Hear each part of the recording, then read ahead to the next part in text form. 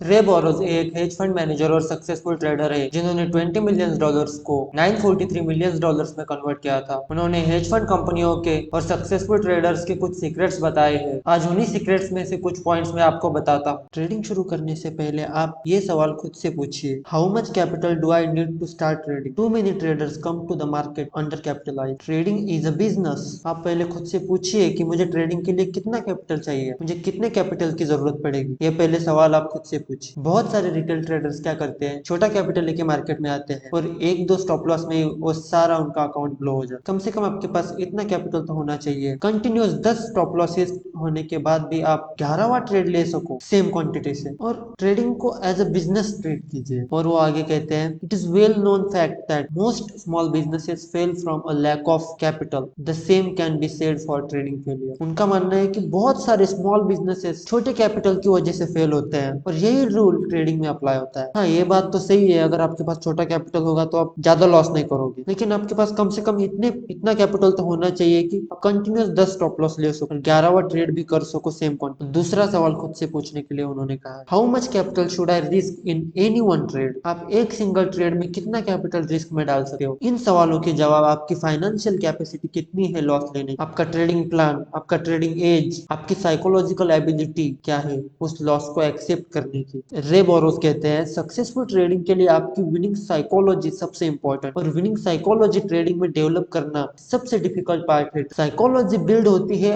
आपका जो trading outcome है उससे।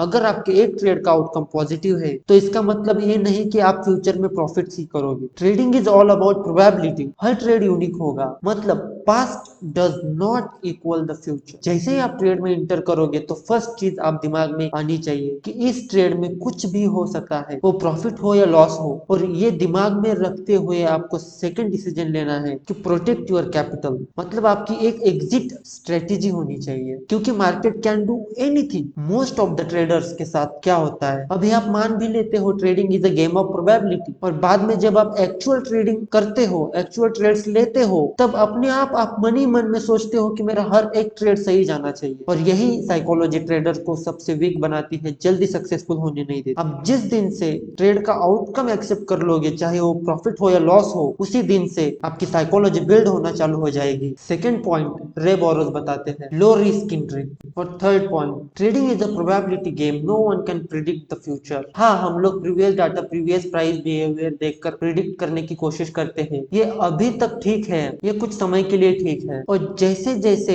नए लोग मार्केट में आने लगते हैं वैसे वैसे उनकी सोचने की क्षमता अलग होती है, और उसी हिसाब से मार्केट प्राइस एक्शन बनाता है, और फिर पुराने चार्ट पैटर्न और कैंडलस्टिक काम करना बंद कर देते हैं। मार्केट नए रूल्स को एब्जॉर्ब करने लगता है, मार्केट डायनामिक्स वक्त के हिसाब से बदलते हैं, इसीलिए पुराने चार्ट पैटर्न काम नहीं कर पाते।